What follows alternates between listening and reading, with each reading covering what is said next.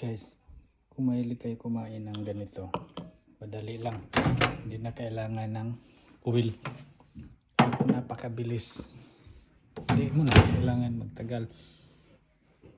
10 seconds. Press 10 seconds. Yun, nakikita nyo, di ba? Ganyan lang kadali. Kung hindi pa kaya ng 10 seconds, lagyan pa natin ng another 5 seconds. So, 10 seconds. Tingnan natin. Yun. Medyo, kasi pag 20 minutes, 5 seconds. Yan. So, 15 minutes na. Yan. Pwede na yan. Crunchy na yan. Napakadali lang lutuin yun. Crunchy na yan. Ayan lang. Pwede na yan.